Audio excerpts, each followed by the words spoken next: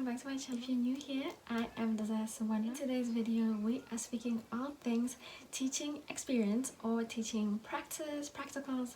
It differs on how it is being called from university to university, but I was at Word and I did it at Word, so it is called teaching experience. When you go on teaching experience, it is 6 weeks.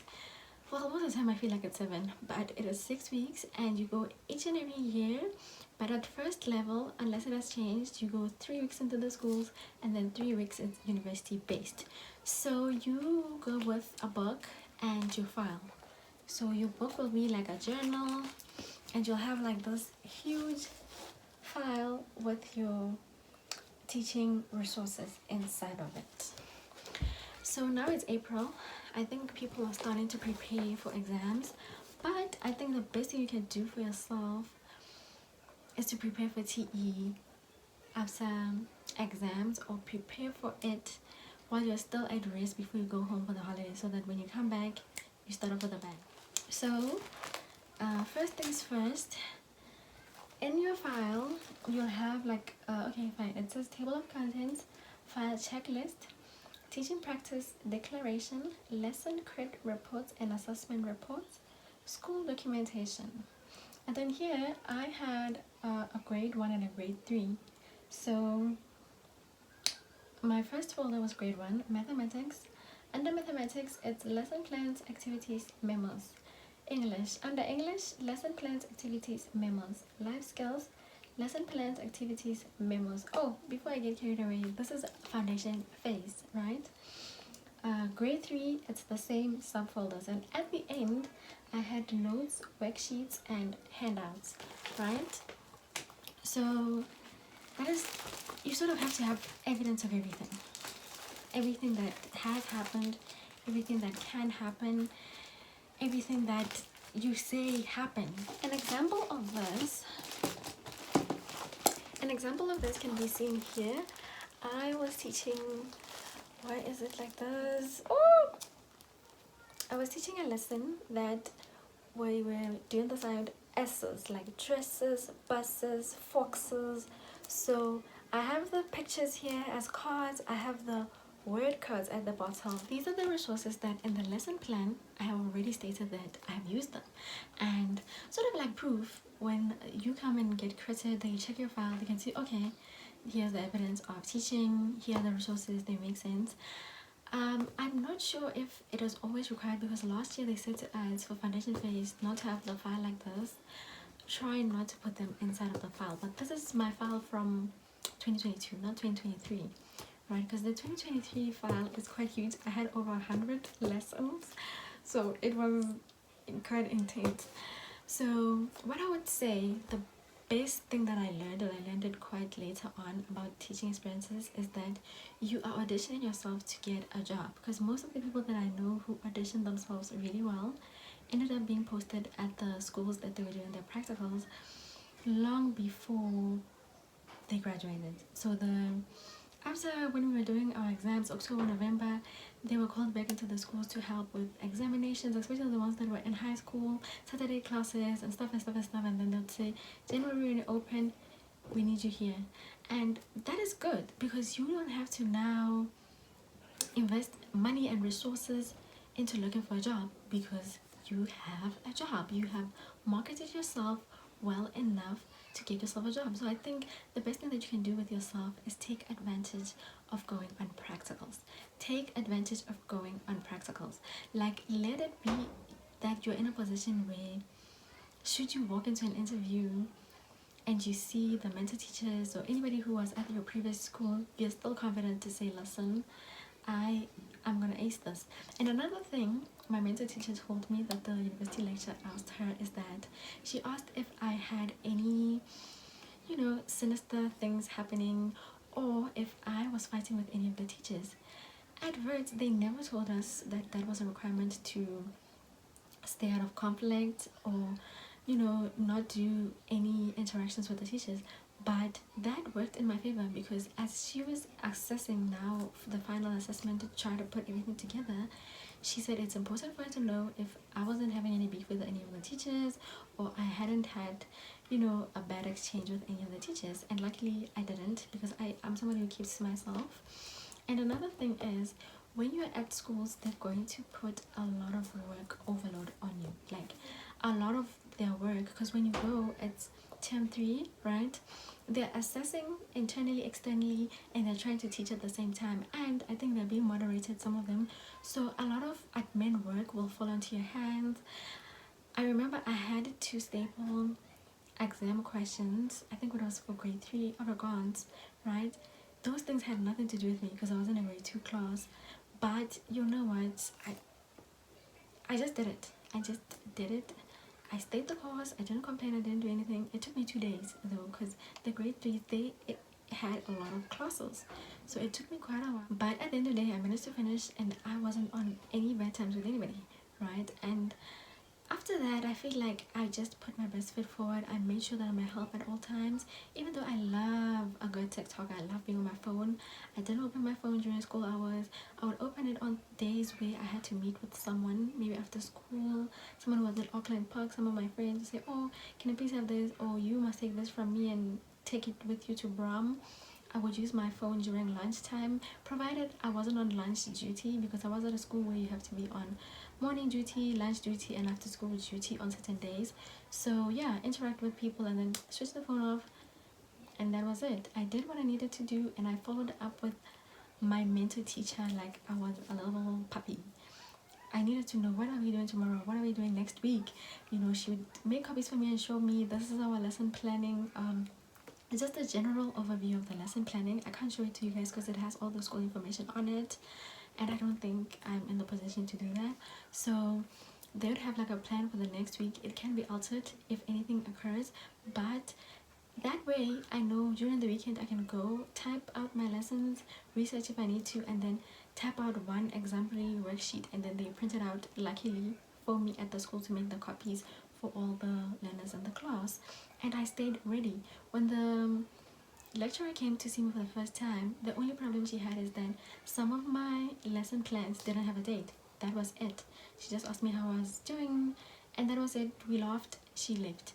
The next time she came, everything was fine, everything was up to standard. I went back and I fixed all the lessons where she had a problem. And that is something that you want to do to enjoy your TE. So before I love and leave you, let me share a lesson plan template or an example with you guys that you can take inspiration from. So this is a lesson that you can use grade 1, grade 2, grade 3, right? It's for English or any other language. You can just adapt it. So first things first, I wrote my student number and then / Miss Simona, and then section A. So section A, routine information, grade 2, subject literacy, which our literacy here was English home language. Topic handwriting, duration of the lesson 30 minutes, number of children 37, date, you fill in the date at which the lesson is taking place. Section B, purpose. During the lesson, children should know how to write the letter, let's just say A, in cursive, lowercase, and capital letters. Draw and copy a pattern. So if you're in the foundation phase division, you would know that there's the cat pattern on the imaginary line. So it's the cat's head, the cat's body, and the cat's tail, right? By the end of the lesson, children should know that the letter A is written in head, tummy, or tail lines, depending on whether it is a capital letter, lowercase letter, or cursive letter. A finger space should be between each letter. Section C, summarize the most important content and or procedural knowledge for the lesson. The letter A is written in head, tummy, or tail lines depending on whether it is a capital letter, lowercase letter, or cursive letter. A finger space should be between each letter. A finger space means if you write one letter here, let's say you wrote A and you're supposed to write 4 A's. It's A, then you put your finger, and then the other A starts here. You put your finger again, and then the other A starts here. That is what a finger space is. Section D, lesson topic, the children and context. What vocabulary or terminology would certain children need for this lesson? A is a beginner letter. I think all the children know it and they wouldn't need that much contextual information. I don't know from specialists what they think about it, but I wrote an A, meaning none available. And then 4.2 says, how is the lesson topic linked to previous knowledge and experiences of the children? And then prior to this, the learners have written out all the letters that come before this letter in ascending order. This lesson serves as a consolidation repetition lesson. Learners have also drawn patterns before this lesson. They will need to be able to copy a pattern using different colors as instructed. Even though we're at letter A, we go back to the fact that we are in term 3, so they have done the letters before, so it is a repetition. Point 3, what aspects of learner diversity need consideration during this lesson? There are learners that are at a more advanced level than the other learners and tend to finish very quickly. For these learners, there will be an extension activity where they draw their own pattern. This is to make sure that you minimize the noise and you keep the learners busy. What resources will assist the children with learning during this lesson include copies, and again I said none available because they'll be using their school books. Section E, teaching and learning strategies. Which strategies are most suitable for this lesson topic and needs for the children? Number 1, look, watch the teacher write the letters on the board. Number 2, copy and repeat. Write the letter in the letter book. The second section states that decide whether it is best to arrange learners to work in groups, in partners, or let them work individually.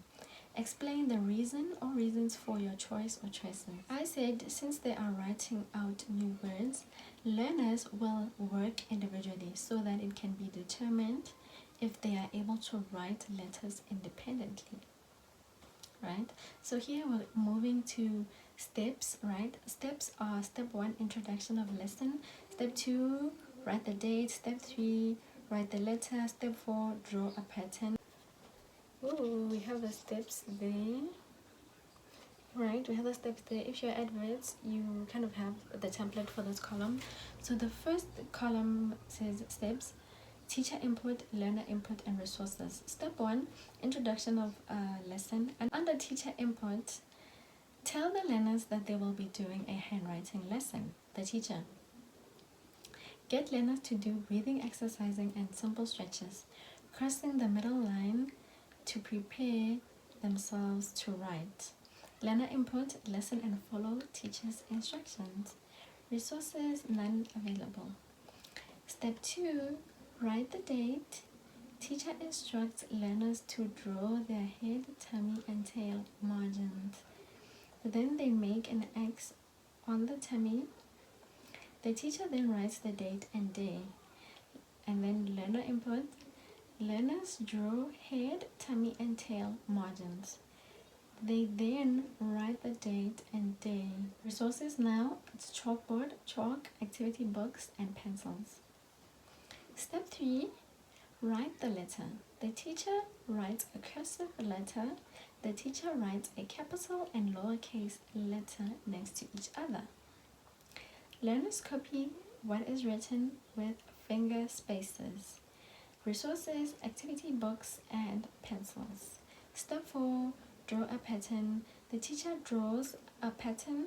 Learners draw and copy the pattern. So this pattern that you draw at the last when you're done with everything, it's sort of like, it's either a zigzag line, it's like underlining a zigzag line, bubbles, it's just any pattern that you come up with, and then they're still using the activity books and pencils. I think at this stage you can give the learners who write really quickly just some papers to write on, and then let the rest of the class finish so that you can continue, because I think most of the time after this comes phonics. So just give everybody a chance to, you know, be ready for the other part of the lesson, building up from this lesson. Without wasting any more time, I hope you enjoyed today's video.